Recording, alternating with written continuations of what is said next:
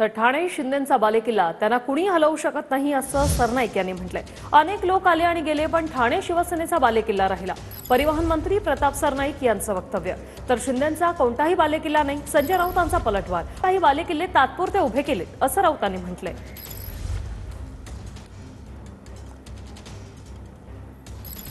संजय राऊत यांनी हा पलटवार केलेला आहे। पैशांनी काही बालेकिल्ले तात्पुरते उभे केलेत असं राऊत म्हणाले। तर ठाणे हा शिंदेंचा बालेकिल्ला आहे, त्यांना कोणी हलवू शकत नाही असं सरनाईक यांनी म्हटलंय।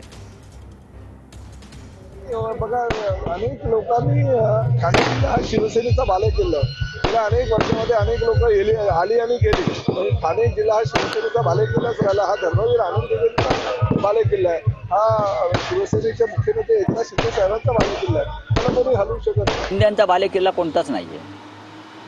शिंदेंच्या पैशाने काही बालेकिल्ले तात्पुरते उभे केले आहेत। एकनाथ शिंदेने बालेकिल्ला उभा करावा असं कोणतं महान कार्य त्यांनी गेल्या 50 वर्षात केलं? ते का लोकमान्य टिळक आहेत? काय कोण आहेत? का वल्लभभाई पटेल आहेत? काय त्यांचा विचारधारा काय? कोण आहेत? ते का श्यामाप्रसाद मुखर्जी आहेत? दीनदयाळ उपाध्याय आहेत? अटल बिहारी वाजपेयी आहेत? सांगा ना मला की त्यांची एक विचारधारा आहे आणि त्यांनी बालेकिल्ले उभे केले, त्यांच्या विचारांचे काय आहे?